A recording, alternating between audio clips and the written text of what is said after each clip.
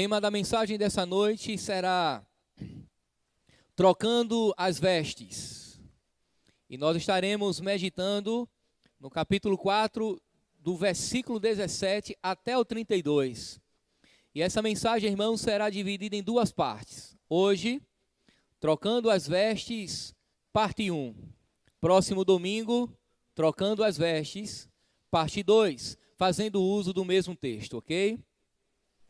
Efésios 17, capítulo 4, versículo 17, diz assim a palavra do Senhor. Assim eu digo a vocês, e no Senhor insisto, que não vivam mais como os gentios, que vivem na inutilidade dos seus pensamentos.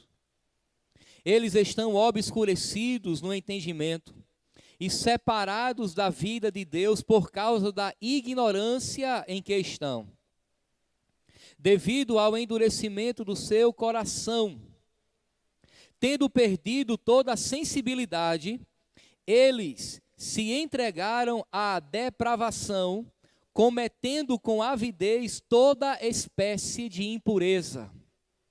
Todavia, não foi isso que vocês aprenderam de Cristo.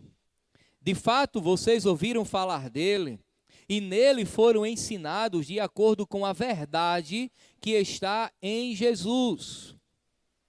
Quanto à antiga maneira de viver, vocês foram ensinados a despir-se do velho homem, que se corrompe por desejos enganosos, a serem renovados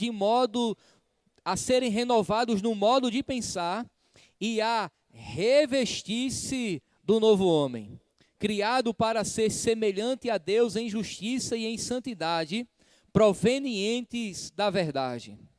Portanto, cada um de vocês deve abandonar a mentira e falar a verdade ao seu próximo, pois todos somos membros de um mesmo corpo. Quando vocês ficarem irados, não pequem. Apaziguem a ira antes que o sol se ponha, e não deem lugar ao diabo. O que furtava, não furte mais. Antes trabalhe fazendo algo de útil com as mãos, para que tenha o que repartir com quem estiver em necessidade. Nenhuma palavra torpe saia da boca de vocês, mas apenas a que for útil para edificar os outros, conforme a necessidade, para que conceda graça aos que a ouvem. Não entristeçam o Espírito Santo de Deus, com o qual vocês foram selados para o dia da redenção. Livrem-se de toda amargura, indignação e ira, gritaria e calúnia, bem como de toda maldade.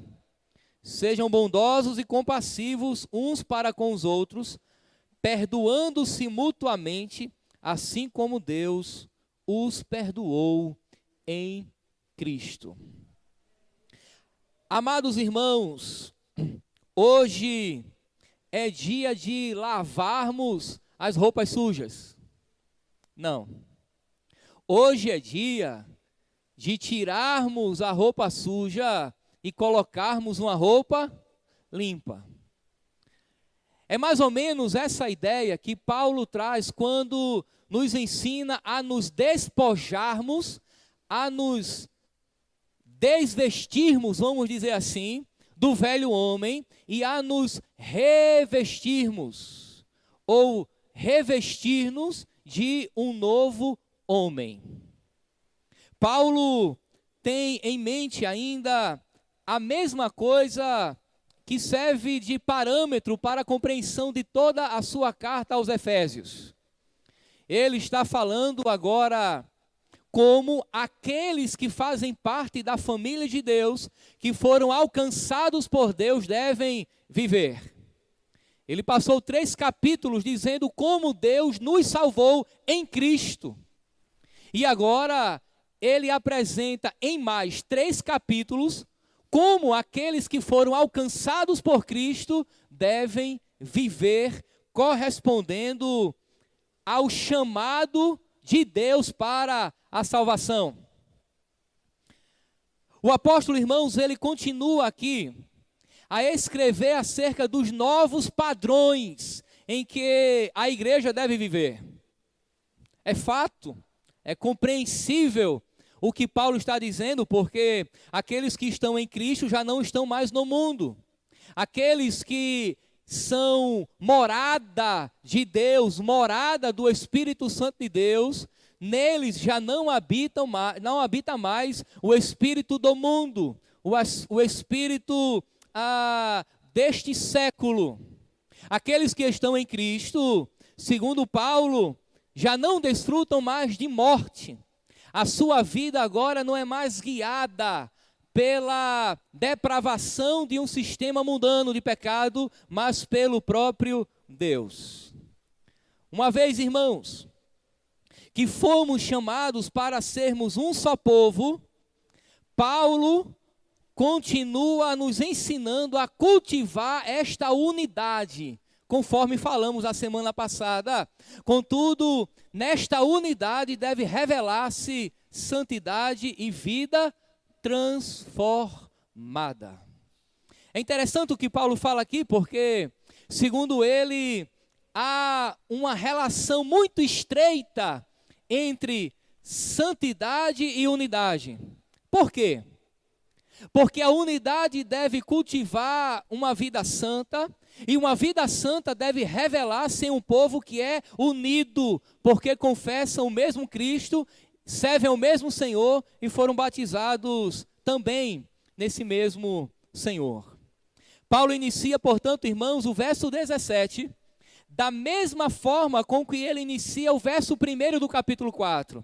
Ele inicia chamando a atenção para a sua autoridade apostólica. Quando ele diz, no verso 1 do capítulo 4, como prisioneiro no Senhor, rogo-lhes, peço-lhes. Agora aqui no verso 17, Paulo diz, assim eu lhes digo e no Senhor insisto. Quando Paulo, tanto no versículo 1 quanto no versículo 17, roga, insiste, pede àqueles irmãos no Senhor, ele está dizendo, olha, aquilo que eu vou dizer tem a autoridade de Cristo. Eu estou lhes pedindo em nome do Senhor Jesus Cristo. É interessante, irmãos, porque Paulo não pede absolutamente nada em seu nome.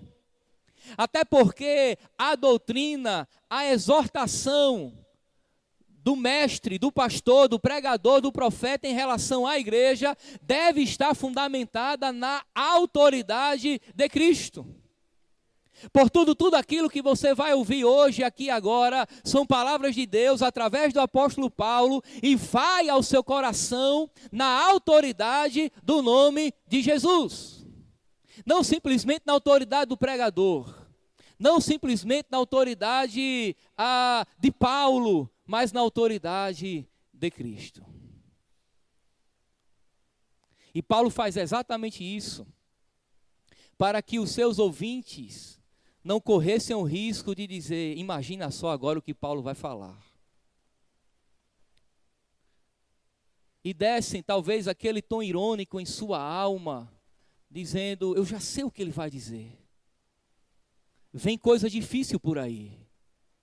E Paulo está dizendo, eu vou dizer, mas é na autoridade de Cristo. A frase no Senhor significa em nome de Cristo. E daí, irmãos, a mensagem de Paulo, ela é clara. Paulo está dizendo, não vivam mais como os gentios, que vivem na futilidade dos seus pensamentos. É exatamente o que ele faz no verso 17. Não vivam mais como os gentios. É bem verdade, irmãos, que quando Paulo usa essa expressão, ele está generalizando. Nem todos os gentios, nem todos os pagãos viviam de maneira dissoluta, desregrada, quebrada, totalmente desmantelada, cometendo toda sorte de pecados. Mas Paulo, ele generaliza, uma vez que ele compreende que uma vida sem Deus é uma vida distante de Deus, logo, eles estavam mortos em seus delitos e pecados. O fato, irmãos, é que uma vida típica pagã é totalmente contrária a uma vida que Deus preparou para os santos. Uma vida lançada no paganismo é uma vida que desfruta de pecado e de maneira inconsequente. A vida daqueles que encontraram-se com Cristo é uma vida totalmente contrária, que vive em santidade, se opondo a uma prática de pecado. Paulo fala isso porque os seus leitores viviam na cidade de Éfeso. E Éfeso, irmãos, era uma cidade em que o pecado campeava solto. A cidade de Éfeso era a cidade em que havia uma libertinagem quase que generalizada. Templos pagãos em cada esquina. A deusa era a grande Diana dos Efésios, ou como alguns chamam, a Artemis. Era ela que era adorada naquele lugar. Havia paganismo. Havia no templo a Diana dos Efésios a prática de rituais pagãos. Elas eram chamadas, aquelas mulheres que ali estavam, eram chamadas de prostitutas sexuais ou prostitutas cultuais. Elas estavam à disposição dos adoradores de Artemis e aos pés daquela divindade cometiam toda sorte de orgias e maledicências. Portanto, Paulo está pedindo aos seus leitores que uma vez que eles foram alcançados por Cristo, deveriam viver diferente de sua vida anterior. Paulo diz, vocês eram assim, não vivam mais. Vocês têm que se despojar do velho homem, se revestir de um novo homem, da nova natureza que Cristo lhes deu. Paulo é como se ele estivesse propondo uma mudança de roupa, não simplesmente um lavar dela. A mudança da antiga natureza para uma nova natureza. Aqueles irmãos em Éfeso tinham sido pagãos. E o mais interessante é que, além deles terem sido pagãos, eles viviam ainda em um contexto pagão. Por isso, o conselho de Paulo é: não vivam mais como antes. Da mesma forma, esta advertência cabe a nós também. Serve para nós também nesta noite. Nós éramos pagãos, no sentido de não conhecermos a Cristo, de não termos um relacionamento íntimo com Cristo, no sentido de desconhecermos completamente o plano de Deus para a nossa salvação. Nós vivíamos sem Deus, estávamos perdidos, não desfrutávamos de vida, mas de morte espiritual. E agora, irmãos, nós fomos salvos, mas ainda vivemos em uma sociedade extremamente paganizada. Por isso, temos que viver segundo os valores do Evangelho e não segundo os valores do mundo. É basicamente isso que Paulo está fazendo aqui. Nos convocando a vivermos de acordo com os valores cristãos, com os valores éticos, a nos comportarmos de acordo com a palavra de Deus, vivendo completamente diferente daquilo que éramos e fazíamos. E o contexto que vivemos ainda é de paganismo. Para onde você vai, há pecado. Para onde você vai, há idolatria, imoralidade, perversão. Pessoas que vivem de maneira alienada à verdade de Deus. Pessoas que negam a existência de Deus. Pessoas que profanam o nome de Deus e a pessoa bendita do seu Filho, Jesus Cristo. Pessoas que confundem a ação da pessoa divina do Espírito Santo como sendo apenas uma influência, uma força impessoal que se manifesta no universo. De maneira que aqueles que não conhecem o Deus da Bíblia, Eles andam de acordo com o Deus deste século, deste mundo, e vivem de acordo com as suas próprias vontades. Muito bem. A pergunta agora é: como vivem os pagãos de acordo com o que Paulo fala aqui? Paulo responde, irmãos, chamando a atenção ao fator intelectual no modo de vida de todas as pessoas que desconhecem a Cristo. Quando descreve os pagãos, Paulo chama a atenção para a vaidade dos seus próprios pensamentos, acrescenta que estão obscurecidos no entendimento e atribui a sua alienação de Deus à ignorância em que vivem. Em outras palavras, a mente desses indivíduos estão entenebrecidas, em trevas, em morte, desconhecem a vontade de Deus para as suas vidas, porque ainda não foram salvos em Cristo. Verso 18 ele diz: eles estão obscurecidos em seu entendimento. Eles desconhecem, eles não conhecem a Deus. Eles vivem na ignorância. É o que Paulo fala, e no final do verso 18 ele diz a razão de tudo isso: devido ao endurecimento do seu coração. Pessoas de coração duro, pessoas de coração duro para a realidade de Deus, permanecem com a sua mente em trevas. Elas não conseguem ver, elas não conseguem crer, elas não conseguem se aproximar de Deus. Na realidade, ela não reconhece a necessidade de aproximar-se de Deus. Elas não suportam a luz porque vivem em trevas. É exatamente isso que Paulo está dizendo. Mas há uma segunda pergunta. Em contraste, como é a vida do cristão? Paulo diz que, contrário àqueles que são pagãos, que não conhecem a Cristo, não foi assim que eles aprenderam do próprio Cristo. Observe comigo o verso 20. Todavia, contudo, não foi assim que vocês aprenderam de Cristo. Paulo está dizendo: vocês são diferentes. Vocês, cristãos de Éfeso, não aprenderam dessa forma de Cristo. Vocês tiveram outro ensinamento. Diz ainda que nós ouvimos falar dele e fomos instruídos de acordo com a verdade que está nele, em Cristo. Versículo 21. De fato, vocês ouviram falar dele e nele foram ensinados de acordo com a verdade que está em Jesus. Amados irmãos, Paulo nos exorta aqui a viver um estilo de vida respaldado no que ouvimos e aprendemos do próprio Cristo. É a verdade do Evangelho, irmãos, que ensina como um crente deve viver.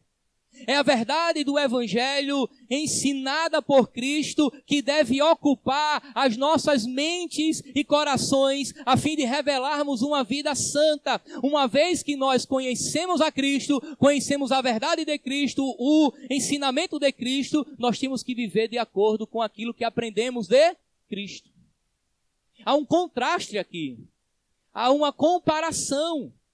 Aqueles que não conhecem a Cristo vivem de acordo com a dureza do seu coração e a obscuridade de sua mente, não compreendendo nada que é de Deus. Mas uma vez que as nossas mentes, os nossos corações foram alcançados por Deus, por Cristo, iluminados por Ele, nós temos que viver de acordo com aquilo que aprendemos.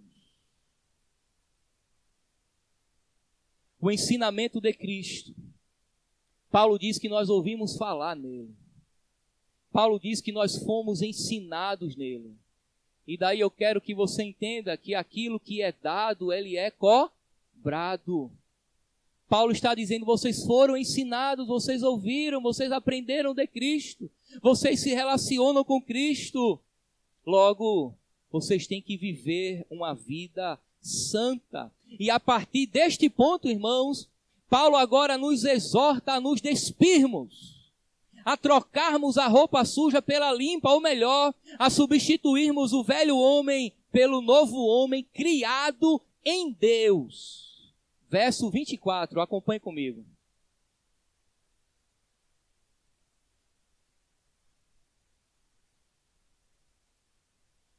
A revestir-se do novo homem, criado para ser semelhante a Deus em justiça e em santidade, provenientes da verdade. Um novo homem, criado para ser semelhante a Deus em justiça e em santidade. Agora sim, Paulo diz, vocês foram criados para se parecer com Deus. Uma vez que nós tomamos conhecimento da verdade do Evangelho, uma vez que nós tomamos em nossas mãos e fomos instruídos na verdade do Evangelho, nós temos agora a capacidade de nos parecermos com Deus, não em divindade, de maneira nenhuma, mas em ações, em atitudes, em ações práticas que revelam de fato que tivemos um encontro com Deus, abandonando toda a vã maneira de viver, abandonando toda a dureza do coração, toda a obscuridade da nossa mente, vivendo não mais no engano, não mais na idolatria, não mais nos deleites dos pecados da carne, não mais na morte espiritual, mas agora em Cristo, desfrutando de vida espiritual, revelando uma vida reta de santidade. Nós somos convocados nessa noite, irmãos, a sepultar um velho homem, a fim de que um novo homem criado por Deus surja nessa noite. Fala para quem está do teu lado, sepulte o velho homem. A pergunta agora é como isso acontece. Porque esse novo homem que vive, ou que não vive mais em desejos enganosos, mas vive na verdade que aprendeu de Cristo, ele tem que tomar algumas atitudes práticas. Paulo separa 6 atitudes, das quais eu quero compartilhar com você apenas 3 hoje e 3 no próximo domingo. Em primeiro lugar está lá no verso 25. Palavras do Evangelho de Cristo revelado a Paulo. Portanto, cada um de vocês deve abandonar a mentira e falar a verdade ao seu próximo, pois todos somos membros de um mesmo corpo. Primeira orientação do apóstolo Paulo: não conte mentiras, mas sim fale a verdade. Não diferente da nossa cultura, a cultura dos dias do apóstolo Paulo, no primeiro século, na cidade de Éfeso, tolerava a mentira como um mal social necessário. Eles mentiam com facilidade. Era praticamente, irmãos, uma prática cultural. Uma boa análise aqui no texto original no grego nos revela que mentira aqui é mais do que uma simples falsidade ou uma falsa ideia.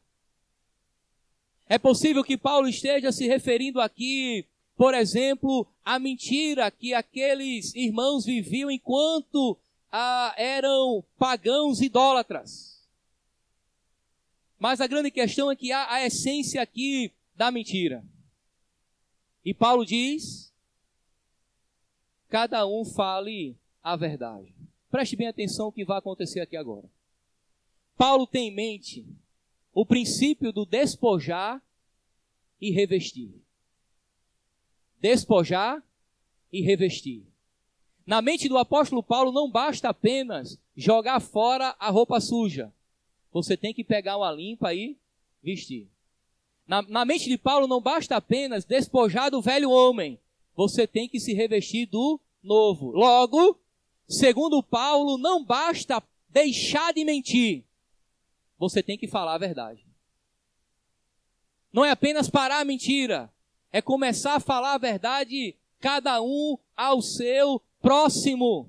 E o princípio, irmãos, não pode ser outro. O apóstolo entende que aqueles que estão em Cristo caminham na verdade. Os filhos de Deus, eles falam a verdade. Ao passo que aqueles que não falam a verdade não podem ser considerados filhos de Deus, mas sim filhos do diabo. Foi o próprio Jesus quem disse que o diabo é o pai da mentira. E aquele que mente não compartilha das verdades de Deus. A nossa sociedade, irmãos, não é diferente da dos dias de Paulo. Tolera a mentira. Nós temos, por exemplo, a cultura do jeitinho brasileiro, nós somos espertos demais. Nós temos uma saída para tudo, mesmo que seja uma saída mentirosa. E inverdades é mentira. Meia verdade é uma mentira toda. Mas nós vivemos em uma cultura que tolera a mentira, principalmente quando é para benefício próprio ou para benefício de um grupo ou uma comunidade.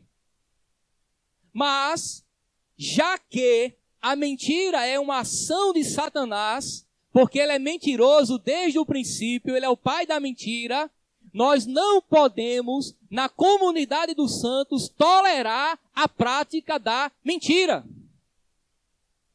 Eu queria que você compreendesse que em qualquer igreja local, e esta não foge à regra, a mentira deve ser algo intolerável.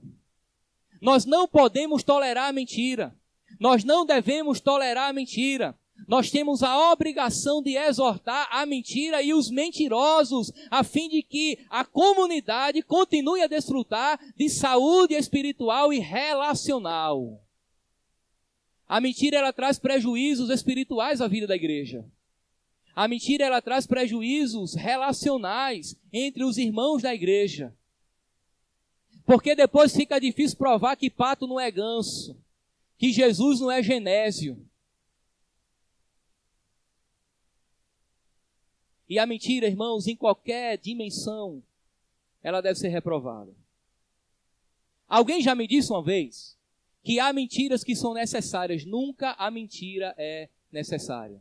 A grande questão é que nós não temos a capacidade e a coragem de sofrer o dano da nossa verdade, de sofrer o peso de falarmos a verdade. Mas a Bíblia está repleta de homens, repleta de mulheres de Deus, que sacrificaram-se, que colocaram a sua vida em risco para respaldá-la na verdade. Foi o próprio Jesus quem disse: eu sou o caminho, a verdade e a vida. Tudo que Jesus faz é respaldado na verdade. Logo, irmãos, a minha vida, seja onde ela estiver, em que dimensão esteja, não pode estar respaldada na mentira, mas sim na verdade. Imagine uma esposa que mente para o marido. Problemas no casamento? O marido que mente à sua esposa, o namorado, a namorada que mente um para o outro, amigos que não usam de sinceridade.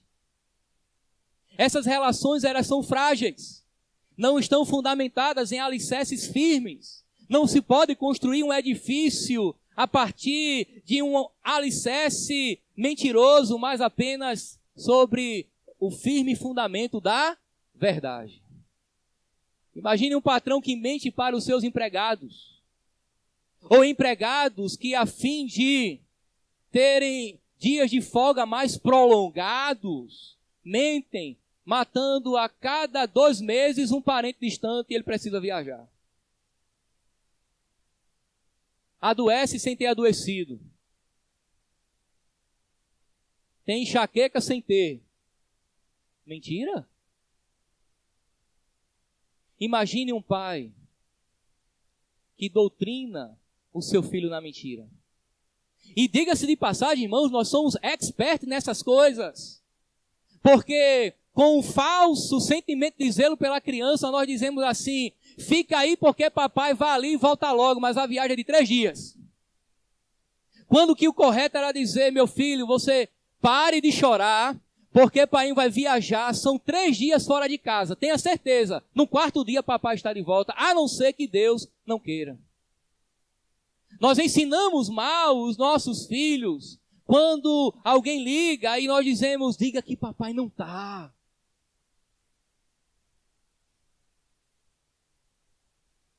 E daí nós vamos perpetuando um ciclo de pecado, quando isso já não mais poderia existir na vida e na comunidade dos santos, na vida daqueles que tiveram encontro com Cristo. Não poderia mais existir esse tipo de coisa.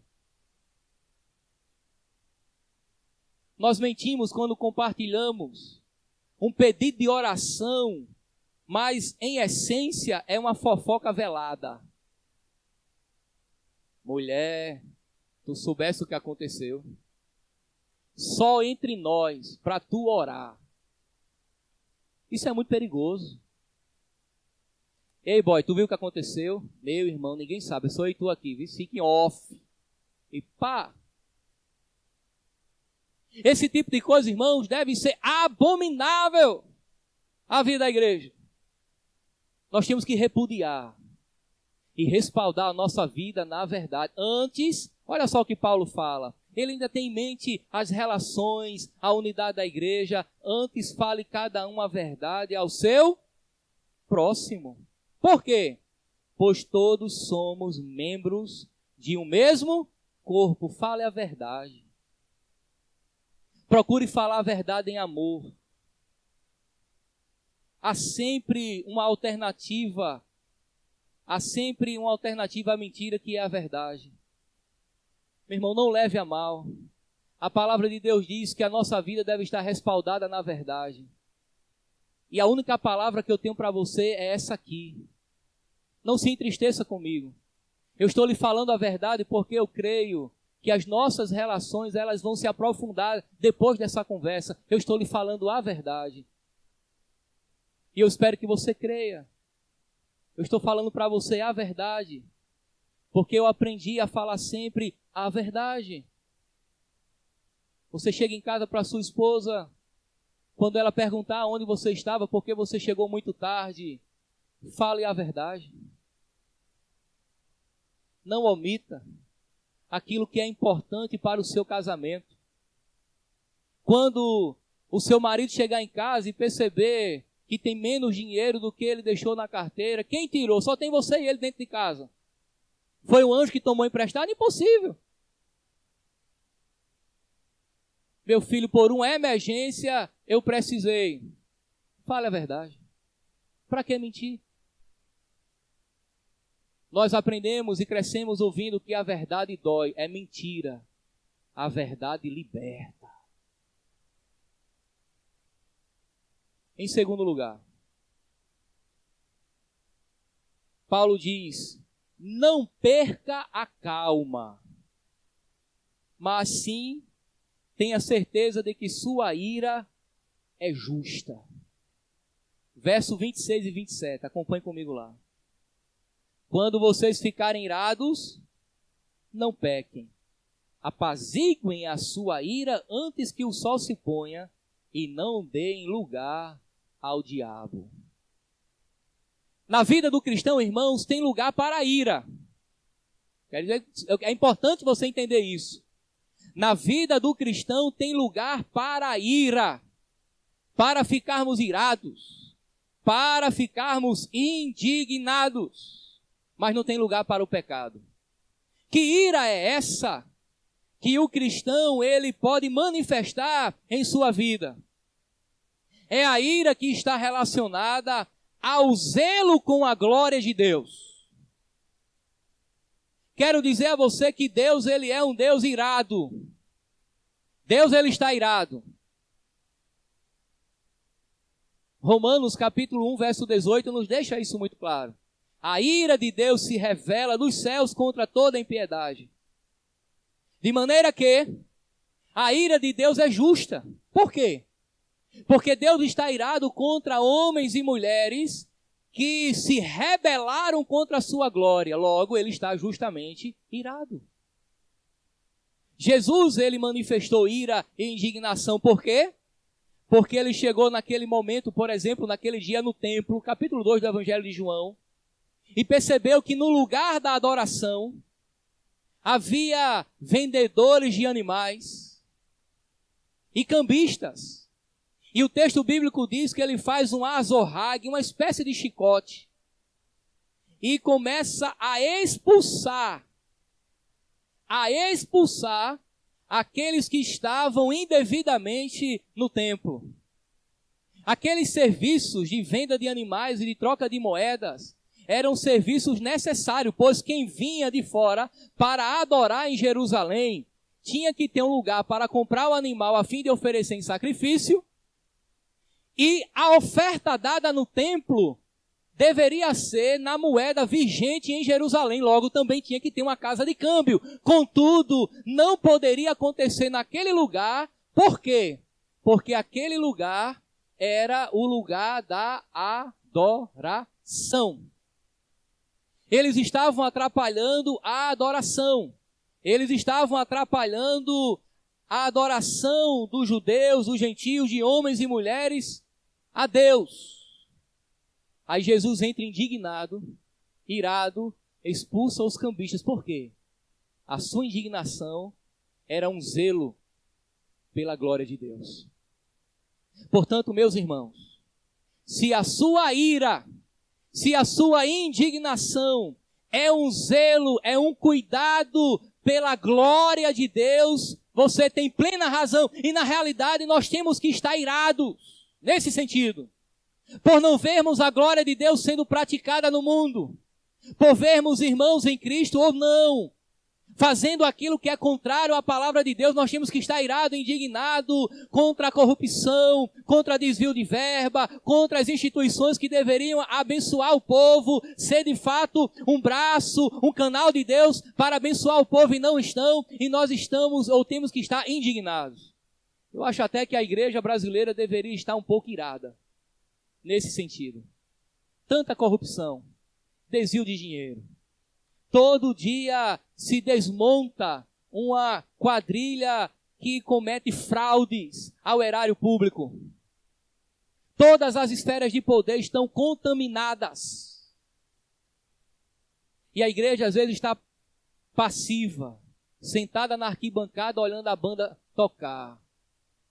Eu acredito que seria bom uma boa dose de ira ou indignação ao coração da igreja, a fim de exercermos o nosso profetismo no mundo, fazendo como fez João Batista, denunciando o pecado dos governantes, mesmo que a nossa cabeça seja colocada em uma bandeja. Essa ira, ela é saudável. Qual é a ira que não é saudável? É aquela que ao invés de zelar pela glória de Deus, zela pela minha própria glória. É aquela que revela não cuidado pelas coisas de Deus, mas uma ira que me conduz a atingir o outro de maneira indevida. É por isso que Paulo diz, irei, mas não pequeis.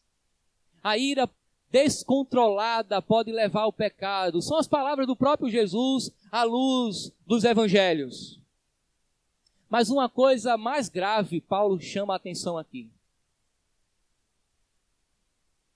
Ele diz, apaziguem a sua ira antes que o sol se ponha. É a mesma coisa que Jesus falou nos evangelhos, irei, mas não pequeis, e não deixe o sol se pôr sobre a vossa ira. Paulo está dizendo, se você está irado, rapidamente corra para resolver. Eu quero ser mais prático aqui. Se você chegou nesta noite aqui nesta igreja, irado com o irmão, furioso com ele, não importa a razão, ou com o seu filho, ou com a sua esposa, antes de você dormir, resolva o problema. É o que Paulo está dizendo, a expressão pôr do sol, aqui é antes que o sol se ponha, ou de maneira rápida, resolva o seu problema. Coloque essa ira do lado e resolva o problema. Você faz ideia do que é dormir com uma pessoa brigada do lado? Você sabe, você faz. Eu sei também. Quantas vezes eu não dormi irado? E um problema que poderia durar apenas aquele dia se estendeu por mais 24 horas e trouxe prejuízo para mim e para o meu casamento. Quantas vezes nós nos iramos contra os irmãos e estendemos essa coisa quase que ad eterno, podendo resolver? Agora vem a coisa grave que eu falei. E não deem lugar ao diabo. Se há um espaço em que o diabo faz uso da vida do crente, é quando ele está indevidamente irado. É quando ele está irado contra uma outra pessoa. É quando ele se levanta como inimigo. Aí, para usar uma linguagem, não é, bem pentecostal, o diabo cirandeia no meio do povo de Deus. Eu não estou dizendo que um crente ele é possuído por Satanás, que ele está possuído por demônio. Não é isso.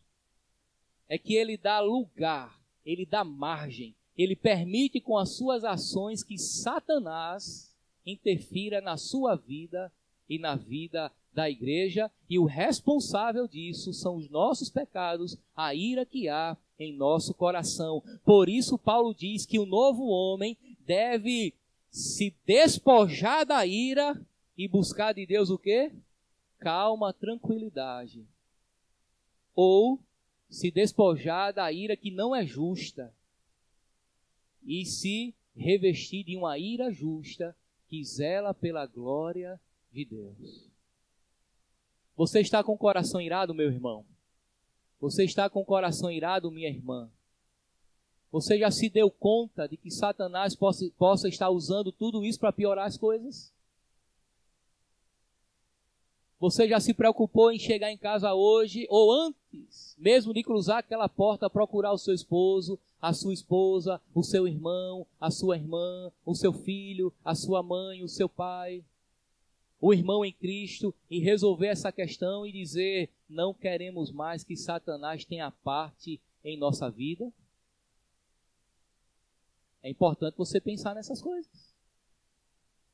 Mas em terceiro e último lugar, Paulo traz um conselho, e aqui eu quero lhe chamar a atenção, a ética do trabalho. Porque Paulo diz no verso 28, o que furtava não furte mais, antes trabalhe fazendo algo que é útil com as mãos, para que tenha o que repartir com quem estiver em necessidade. Assim como a mentira nos dias de Paulo, o furto era justificado. Por quê? Sociedade pobre. As cidades naqueles dias pagavam tributos altíssimos a Roma. Havia uma minoria rica e a maioria extremamente pobre. Mas o furto nunca é justificado à luz das Escrituras. Na realidade, roubar ou furtar é a quebra do 8º mandamento, lá no Decálogo, quando Deus revela os 10 mandamentos a Moisés, lá no Monte Sinai. Nós não podemos dizer: poxa, eu sou tão pobre que não posso trabalhar. Eu roubei porque sou pobre. Você roubou porque você é um ladrão. Você sabe que Jesus tinha 12 discípulos, né? Mas você sabia que um era bandido, ladrão? Judas era o tesoureiro. Ele cuidava da bolsa das ofertas, porque Jesus era mantido ministerialmente por ofertas de pessoas que doavam. E havia um grupo de mulheres e de pessoas que ofertavam para a manutenção ministerial de Cristo. E Judas metia a mão na sacola e tirava, fazia um caixa 2. Mas a orientação é não roubar, mas não apenas isso. A orientação é trabalhar. Lembra a ideia de Paulo de substituição? Não furte. E daí você pode pensar, eu vou parar de roubar e ficar em casa só no Bolsa Família. Deitado em berço esplêndido da nação. Porque preguiça também é pecado. Você lembra o que Provérbios falou? Vai ter com as formigas, ó preguiçoso. Não basta parar de roubar. Tem que trabalhar. E daí eu quero lhe chamar a atenção para o trabalho como sendo um ponto essencial da nossa relação com Deus. Quando Deus criou Adão e Eva, Ele deu a Adão 3 elementos gerais que Adão deveria observar.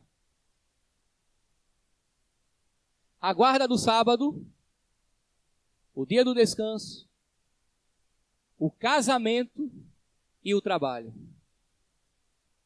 Porque antes de Adão e Eva pecar, diz o texto que Deus descansou ao 7º dia e o santificou. Diz também o texto que Deus olhou para Adão e Eva e disse: crescei e multiplicai, povoai a terra. Casamento. Mas diz também o texto de Gênesis que antes de Adão pecar, ele disse que o homem deveria lavrar e cultivar a terra, guardar o jardim, proteger. O que é isso? Trabalho. O problema é que com a realidade do pecado, vem uma outra palavra de Deus. Do suor do teu rosto comerás, e em fadigas trabalharás. Eu estou parafraseando o texto. Aquilo que era prazeroso, agora se torna laboroso, fadigante. O homem agora vai trabalhar muito mais para produzir muito menos. Mas o trabalho é uma bênção de Deus na vida do ser humano. É do trabalho que nós temos o sustento. É do trabalho que nós tiramos o pão nosso de cada dia. Não cai do céu. Nós temos que trabalhar. Ninguém prospera do dia para a noite. Nós temos que trabalhar. Principalmente os homens, que dentro da economia divina tem a obrigação de sustentar a sua família na condição de provedor da casa. E tem muito homem ficando em casa, sem querer trabalhar, se escorando no salário da esposa, que é funcionária pública federal. Vá trabalhar, meu irmão. A não ser que você seja incapaz. A não ser que você não tenha condições.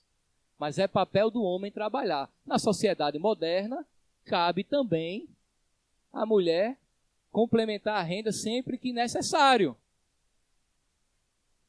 A não ser aqueles que já alcançaram a bênção da aposentadoria. Trabalharam por toda uma vida e agora desfruta do fruto de longas décadas de trabalho. Mas o trabalho é honroso. Portanto, não basta apenas parar de roubar. Tem que trabalhar. A pergunta agora é: por que eu tenho que trabalhar? Qual a finalidade disso? Eu já lhes apresentei algumas. Trazer sustento para dentro de casa, mantimento, desfrutar de momentos de entretenimento e lazer, promover para os filhos saúde, educação, segurança, uma casa confortável. Tudo isso está dentro daquilo que você vai desfrutar pelo seu trabalho. Mas isso não é um fim em si mesmo. É interessante a percepção de Paulo, porque Paulo entende que o trabalho não é para proveito particular apenas. Paulo diz: para que tenham o que repartir com quem estiver em necessidade. Se o seu trabalho beneficia apenas você, você está errado. Se Deus te fez prosperar, você começou a ganhar um salário mínimo, 2, 3, já está em 10, e entendeu que isso só serve para trocar de carro todo ano, lamento, você está errado. Deus não deu um salário bom a você, um salário e um emprego estável numa empresa pública ou privada para você consumir apenas para benefício próprio. É para que você tivesse com o que auxiliar quem tem mais necessidade. E vamos ser sinceros. Por mais que ganhemos pouco, ainda tem sempre alguém que ganha menos que a gente ou não ganha nada. Aquele que trabalha na perspectiva do Evangelho compreende a generosidade do Evangelho. Deus, quando resolveu nos abençoar, deu o melhor que Ele tinha. Ele deu Ele mesmo. Quando Deus resolveu me abençoar e te abençoar, Deus deu Ele mesmo, pois Deus é a maior dádiva de si mesmo. Ele envia o seu servo, o seu filho Jesus à cruz do Calvário em uma demonstração profunda de generosidade. Deus trabalhou e deu tudo aquilo que Ele tinha pela nossa salvação, e compreendendo a generosidade de Deus na cruz do Calvário, eu tenho que transbordar em generosidade com quem está do meu lado. Você lembra o que aconteceu naquela igreja em Atos dos Apóstolos? Aqueles irmãos depositavam tudo aos pés da cruz, aos pés dos apóstolos, para que fossem distribuídos de acordo com a necessidade. Não é necessariamente aquilo que nós vamos fazer, ou que nós temos que fazer no aqui e agora. Havia toda uma situação, um contexto particular, social e espiritual para que aquilo acontecesse. Mas o princípio permanece. Eles observaram a necessidade do outro. Trouxeram a igreja para que fosse repartido. E às vezes nós estamos sentados no banco com alguém que está do lado, sabemos da necessidade e não compartilhamos.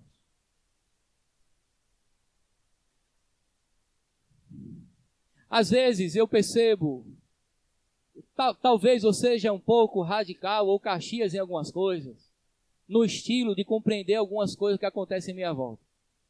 Eu não gosto, por exemplo, de colocar no vidro do carro dizeres que revelam o meu triunfo. Por exemplo, foi Deus quem me deu, a serviço do Rei Jesus.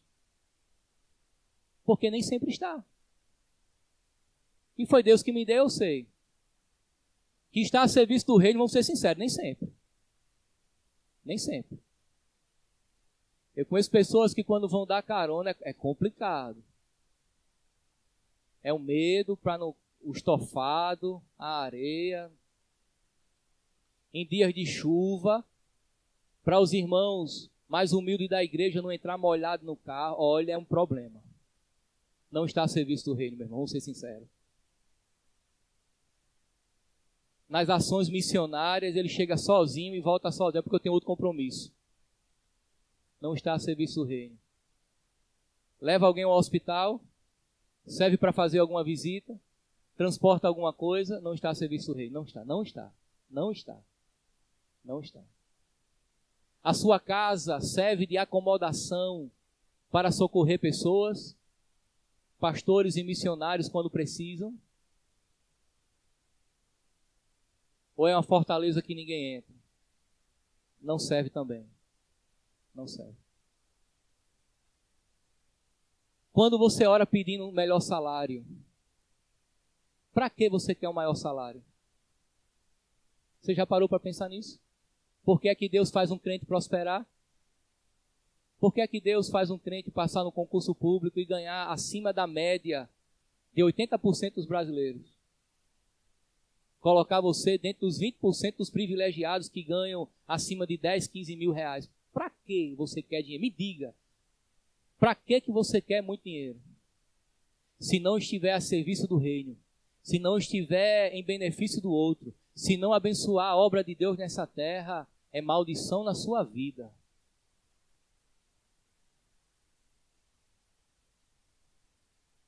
Você já parou para pensar nisso?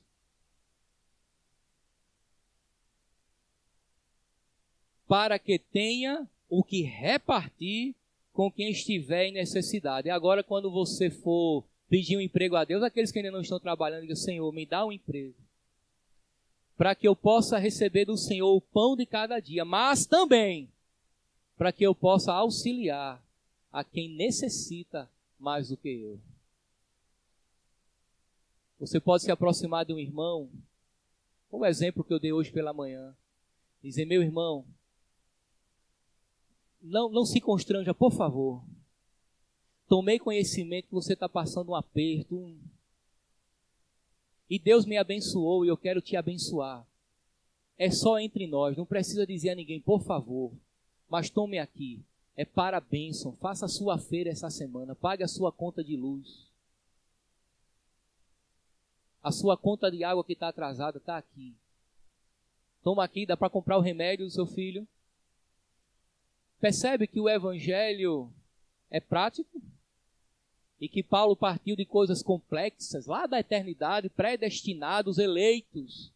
E diz agora, os predestinados e eleitos têm que se preocupar com o outro à medida que trabalha. Meus irmãos, aqui eu encerro. Nós temos que ultrapassar a linha da superficialidade da nossa vida cristã. Eu quero convocar você, na autoridade do nome de Jesus, a você viver o evangelho puro e simples. A viver aquilo que nós pregamos, falamos, lemos. Eu quero convidar você, desafiar você, a viver não mais como os gentios pagãos, mas como novas criaturas em Cristo, criados em Deus, à semelhança de Deus, em justiça, para se parecer com Deus. Que o Senhor Deus, do nosso Senhor Jesus Cristo, possa ter misericórdia de nós, para vivermos o Evangelho conforme ele deve ser vivido.